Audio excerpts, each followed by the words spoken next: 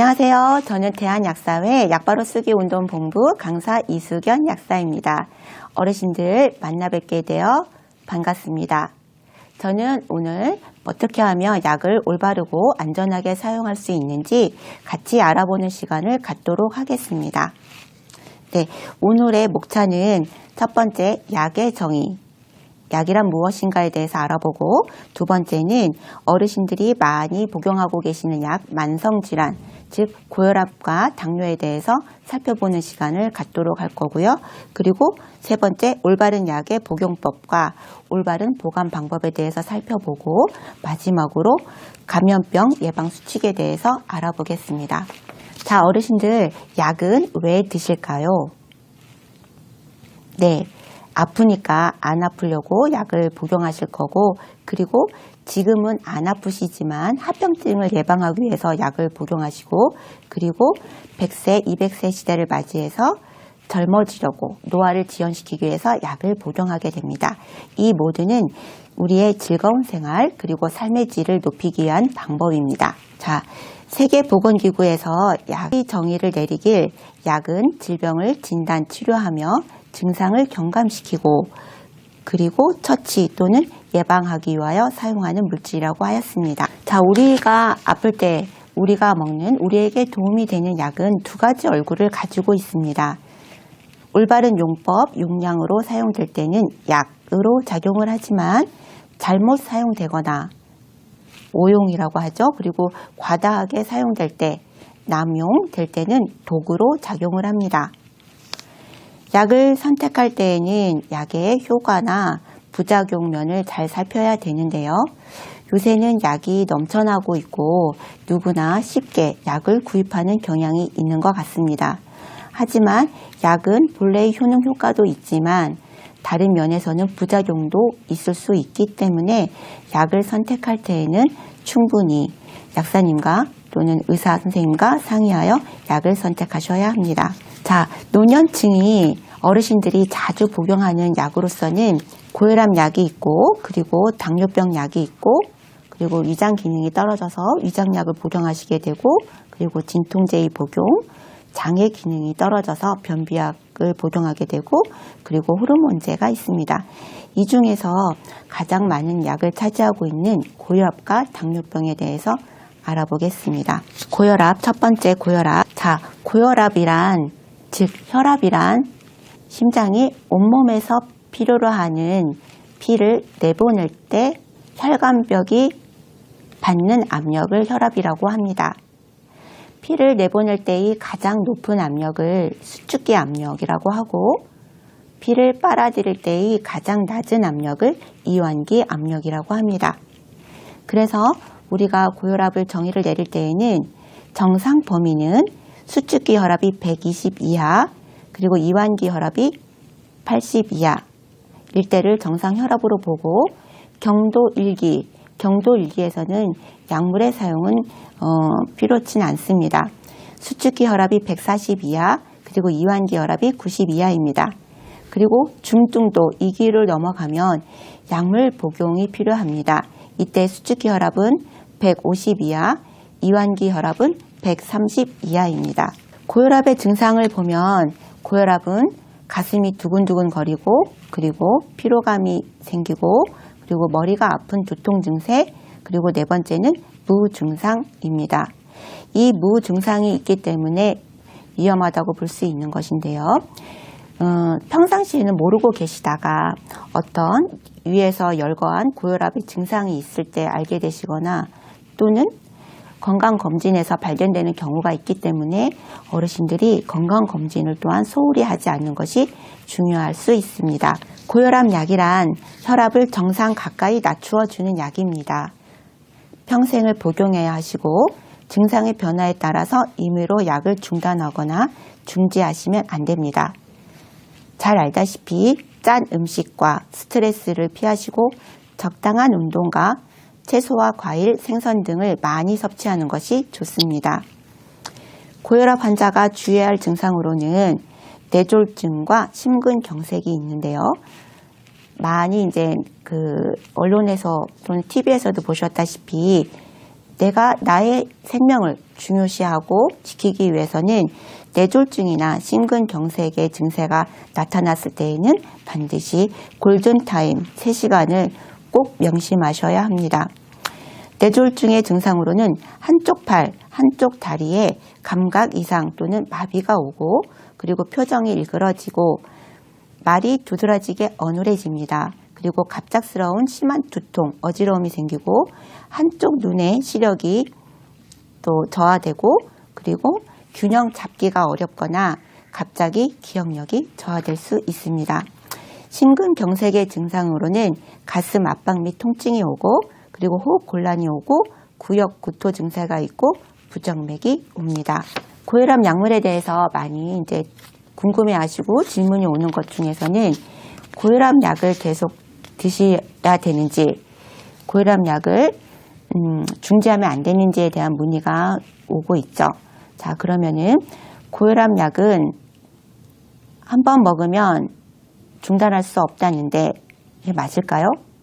네, 고혈압 약은 의존성이 높지 않고 환자의 몸 상태에 따라 고혈압 약의 용량을 변경하거나 용량을 줄일 수도 있습니다. 고혈압 약은 일단 발병 시 자연적으로 없어지거나 그리고 완치되는 것이 아닙니다. 약을 먹고 정상이 된 혈압은 하루 동안만 유지가 되는 것입니다. 그리고 하루 이틀 복용을 잊어버리면 혈압은 갑자기 상승해서 뇌졸중이나 심장 발병을 유발할 수 있습니다. 여기를 보시면 요 타이레놀의 붕해도 실험을 할 건데요. 타이레놀 서방정이라는 것은 두 개의 층으로 나누어져 있습니다. 하나는 속방층, 또 하나는 서방층입니다. 즉시 녹아서 효과를 나타내는 속방층이 있고 또 반은 4시간 뒤에 녹아서 서서히 효과를 나타내는 서방층이 있습니다.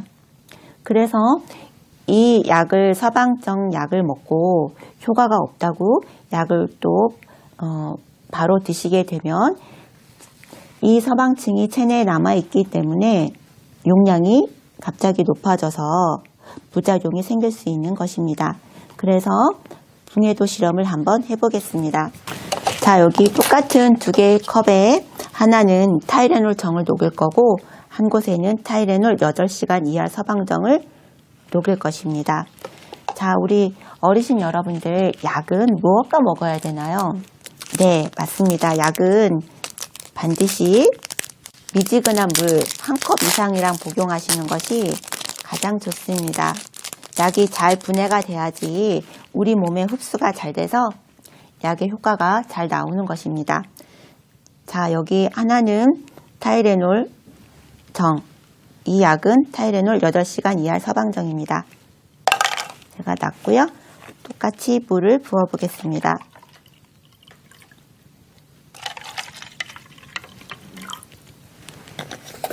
자, 이따가 지금 2분 이내에 속방층은 붕해가 될 것이고요. 그리고 반 서방층은 4시간 뒤에부터 서서히 녹게 될 것입니다. 어떻게 보이시나요? 지금 타이레놀 정은 열심히 녹고 있죠. 붕해되고 있고 여기 보면 타이레놀 8시간 이하 서방정도 반은 녹기 시작하고 있습니다. 자, 이거는 여기에 두고 제가 강의를 마쳤을 때 어느 정도 녹았는지 다시 한번 살펴보겠습니다. 자, 타이레놀 제가 설명드린 것처럼 이거는 특정 약을 지칭했지만 아세트아미노펜 성분입니다. 하루 4g 이하로 복용하셔야 되고 왜냐하면 과용량으로 복용했을 때에는 간에서 이상이 생길 수 있기 때문에 4g 이하로 복용하셔야 됩니다. 그리고 알코올과는 절대 금기입니다. 비타민C 500mg 이상 복용 시 타이레놀 독성이 증가할 수 있습니다. 그리고 알러지 약물, 우리가 이제 계절이 바뀌면서 알러지 비염이나 또 알러지 피부로 고생하시는 분들이 계시는데요. 이런 알러지 약물을 복용하실 때에도 알코올과 같이 복용을 하시면 진정, 작용 강화로 더 졸릴 수가 있습니다. 그리고 자몽 주스는 알러지 약물, 또 일부 혈압약에서 배설이 잘 안 되기 때문에 독성이 증가할 수 있습니다. 소염 진통제는 우리가 또 많이 아플 때 많이 드시는 약 중에 하나인데요. 이것도 알코올과 같이 복용 시 위장관 출혈 위험이 증가하고 그리고 개인 체질적으로도 위장 장애가 있을 수 있기 때문에 식후에 복용하시는 것이 좋은 약입니다. 그리고 유제품과 같이 복용 시에는 위장 장애가 증가할 수 있습니다. 속이 쓰릴 때 드시는 공복 시에 이제 속이 많이 쓰릴 때 드시는 제산제, 갤포스나 알마갈레프, 현타객 등 다른 이제 약들도 많은데요. 이것 또한 알코올과 같이 복용 시 이장 염증을 증가시키고 그리고 마늘, 또 양파, 커피, 니코틴과 같이 드실 때에는 위장 염증을 악화시킵니다. 고지혈증 약과 항진균제를 보면 우리가 여름에 이제 무좀 때문에 고생 많이 하셔서 고지혈증 약을 드시는데요. 고지혈증 약 중에서 심바스틴 계열과 항진균제 이트라코나졸을 복용할 경우에는 자칫 동시 병용할 경우에 그 핵문근 융해증 같은 근육병증이 나타날 수 있기 때문에 조심하셔야 되고요. 이 약은 사실 병용 금기이기 때문에 아마 처방할 때 1차적으로 거르게 될 수 있습니다. 그리고 약효의 지속성이 증가해서 위험할 수 있습니다. 그리고 발기부전 약물이요. 발기부전 약물과 혈압약을 같이 드시면 위험한데요. 예를 들면 많이 이제 비아그라나 8899 또 요새는 필름 코팅 정도 있지만 혀유에서 이렇게 녹여서 먹을 수 있는 그런 또 발기부전 치료 약물도 많이 있습니다. 이들 또한 자몽이나 석류 주스와 같이 복용 시 부작용이 증가되고요. 그리고 알코올과 같이 복용 시 현기증이나 실신 위험이 증가할 수 있기 때문에 주의하셔야 합니다. 약 복용 시 주의할 음식으로는 우유 유제품은 제산제, 항생제, 감기약, 소화제하고 드시면 안 되고요. 자몽 주스는 혈압약, 항우울제, 알레르기약과 같이 병용을 피하셔야 되고 녹차, 홍차, 커피는 항생제, 비타민, 빈혈약과 복용하지 마시고 과일 주스나 콜라, 사이다랑 약을 복용하시면 안 되고요. 알다시피 신경 안정제나 우울증 치료제, 수면제는 술을 주의하셔야 합니다. 좀 전에 말씀드린 것처럼 약을 드실 때에는 미지근한 물 약 1컵 이상으로 드시는 거 잊지 마세요. 자, 그러면 이번에는 우리가 약물 부작용에 대해서 살펴보는 시간을 갖도록 하겠습니다. 우리가 올바른 용법 용량으로 약을 복용해도 약물 부작용이 생길 수 있는데요. 이는 약이 가지고 있는 그런 성분 또는 내 몸이 약해져 있을 때 체질이 약간 변했을 때도 부작용이 생길 수가 있고 또 올바른 용법 용량을 지키지 않았을 때에는 예기치 못한 약물의 부작용이 생길 수 있습니다. 제가 좀 피부 유해 반응이 나타나는 이런 사진을 가지고 왔는데요. 특히 항생제나 또 아스피린, 소염 진통제를 복용을 하시고 이렇게 피부에 이렇게 알러지 반응, 두드러기도 나고 또 반점도 생기고 이런 경우도 있습니다. 일단 가장 흔한 약물 부작용과 대처법을 보면 오심, 구토, 설사, 또 약을 드시고 어지럽고 입이 마르고 두통이 생기고 가렵고 또 근육통이 생길 때에는 내가 생각하는 이거는 나의 그 약의 원래 약이 가지고 있는 치료가 아닌 것 같은 부작용이다 싶을 때에는 약을 즉시 중단하고 반드시 의사 약사에게 알려야 합니다. 그리고 약 이름을 반드시 기억하셔야 합니다. 잘못된 의약품 복용 사례를 볼 건데요. 자, 내가 약을 먹고 증상이 좋아졌어요. 증상이 좋아지면 용량을 줄이거나 복용을 중단해도 될까요? 네, 함부로 용량을 조절하거나 복용을 중단하면 위험하므로 의사와 먼저 상담하셔야 됩니다. 특히 항생제 같은 경우에는 의사가 처방한 대로 그리고 처방한 기한 동안 약을 잘 복용하셔야 되는데요. 내가 약을 먹다가 도중에 증세가 좀 나아졌다고 또 귀찮다고 약을 중지를 하실 경우에는 세균이 사라지지 않고 또다시 증식하면서 항생제에 듣지 않는 내성균이 생길 수 있습니다. 이런 내성균은 어떤 항생제로도 듣지 않는 슈퍼박테리아가 생길 수가 있고 만약에 슈퍼박테리아가 생긴다면 질병을 치료하기 어려울 수도 있습니다. 그렇기 때문에 특히 항생제의 경우에는 임의대로 용량을 조절하지 마시고 끝까지 약을 복용하는 것이 중요합니다.